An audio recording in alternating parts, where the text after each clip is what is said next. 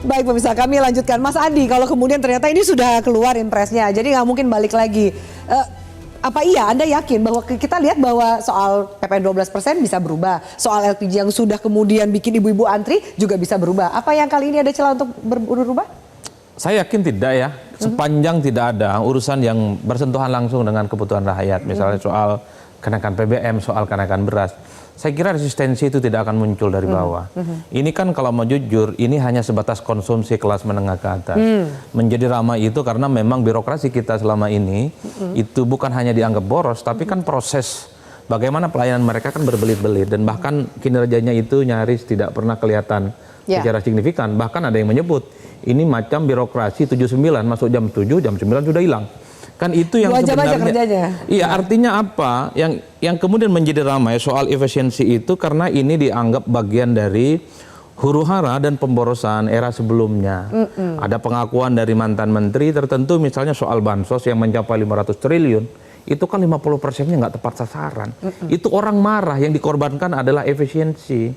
Apalagi misalnya soal infrastruktur yang juga dianggap ugal-ugalan, yang tidak mampu menyentuh bagaimana soal pertumbuhan ekonomi yang jauh lebih merata dibandingkan sebelumnya. Juga nggak ketemu. Inilah yang kemudian membuat kenapa begitu banyak kebijakan efisiensi itu adalah sesuatu yang dikritik. Tapi bukan karena kebijakan populis dan harus membutuhkan anggaran negara dengan cara efisien. Siapa yang tidak senang, Vi? Ya, satu, orang dikasih makan gratis kok senang orang. Biaya haji dipotong. Orang seperti saya, orang Madura, yang memang seumur hidupnya ingin haji, senang betul dengan kebijakan begini. Listrik kemudian kena diskon 2 bulan. Kemudian misalnya soal hutang UMKM diputihkan. Ini adalah program-program kerakyatan.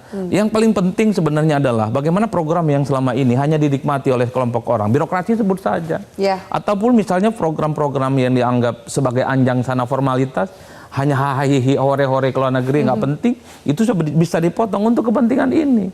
Jadi komunikasi publiknya juga harus mulai main nih di istana, bahwa ini adalah memindahkan sesuatu dana besar yang selama ini hanya dikonsumsi oleh 1-2% orang, ini menjadi kebutuhan yang sangat populis. Jadi Anda nggak melihat ada resistensi atau kontra yang signifikan dari publik? Per hari ini resistensinya itu karena negara itu seakan-akan ingin melakukan apapun gara-gara APBN kita nggak baik-baik saja.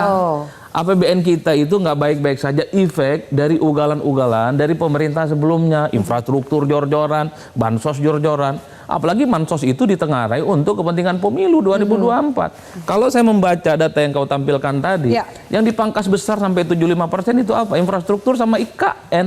Jadi wajah lama itu yang kemudian mau coba ditransformasi, mau dirubah. Bahwa rakyat yang kemudian membutuhkan sejarah signifikan. Saya membayangkan sejak awal Prabowo itu ingin menunjukkan dirinya pemimpin populis. Apa itu pemimpin populis? Narasi, statement-statement dan kebijakannya langsung ke rakyat. Makanya Prabowo bilang, apa itu diskusi kalau masih banyak orang lapar? Apa itu kemudian diskusi kalau masih banyak orang yang miskin? Prabowo ingin bilang bahwa apapun akan dilakukan sepanjang persoalan-persoalan kerakyatan itu bisa tuntas. Jangankan birokrasi, kementerian-kementerian juga akan dipangkas, kan kira-kira begitu. Jangankan itu, mungkin ke depan anggaran-anggaran terkait dengan negara yang dianggap terlampau jor-joran dan boros juga ada efisiensi. Tapi secara prinsip di tengah populisme yang diinginkan oleh pemerintah, kalau kita membaca postur anggaran 2025 itu kan agak sedikit defisit cukup signifikan, yang saya sebut sekitar 600 triliun. Yang dibutuhkan untuk tahun ini ya tambal sulamnya dari efisiensi 300, kurang masih 300 lagi. Nah, apalagi pada saat yang bersamaan kan insentif pajak kita salah satu terbesarnya kan misalnya dari nih soal aktivitas di batu bara, nikel, tambang dan seterusnya. Itu kan per hari ini itu kan slow motion, tidak terlampau respected dan efeknya pada pajak penerimaan negara kita kan berkurang. Inilah yang kemudian memang harus dipikirkan. Nah, solusinya mungkin ada dua, ngutang atau tarik investor. Tapi rasa-rasanya pemerintah kali ini agak jaim. Baru 4 bulan kan nggak mungkin ngutang untuk urusan-urusan begini. Tarik investor juga paling. Nah, tarik investor ini bagaimana? Nah, kalau saya justru di situ politiknya. Ketika Prabowo Subianto menginginkan ada efisiensi di dalamnya, terus tuh ingin tunjukkan nih birokrasi kita mulai efektif kok. Birokrasi itu tidak boros kok. Birokrasi itu mulai dipangkas. Bagaimana arus transportasi modal dan investasi bisa masuk ke Indonesia. Nah, Itu yang disebut dengan infrastruktur yang sedang dibenahi nih. Karena kita tahu selama ini birokrasi kita kan berbelit-belit. Orang nggak mau tanam invest karena memang prosesnya agak ribet. Makanya lebih pilih ke tempat lain. Ada yang ke Thailand, ke Filipina, ke Indonesia. Ya. Nah, pesan itu yang kemudian diharapkan supaya investor itu mau datang ke Apa kita. iya Mas Derajat, pesan itu juga yang mau disampaikan di luar apa pemangkasan anggaran yang berdampak pada kinerja? Iya, contohnya ya kan sekarang banyak kementerian-kementerian baru ya. Itu kalau dulu saya kan pernah komisaris di salah satu bank BUMN tuh. Kantor saya tuh buat main bola bisa tuh. Gede, Saking besarnya. saking mewah, saking gede dan mewahnya. Sekarang udah dikecilin kan. Nah, untuk yang sekarang nih kementerian baru, saya nggak usah sebutkan lah kementeriannya ya. Itu pejabat-pejabat eselon 1 itu di satu kotak yang sama. Dan kemudian Pak Menterinya langsung, enggak, saya nggak mau yang ini terlalu mahal, terlalu mewah. Yang beliau minta itu furniture yang biasa-biasa saja. Jadi artinya ada semangat untuk memperbaiki praktek-praktek yang dianggap pemborosan. Memang secara ekonomi itu selalu walaupun boros dari sisi akuntansi, tetapi dia ada dampak ekonominya. Misalkan kita beli mebel mewah, ada dampak ekonominya karena kan ada produsen mebel mewah gitu kan. Tapi yang beli mewah-mewah itu biarlah perusahaan-perusahaan besar lah, demand-nya biar ada di sana.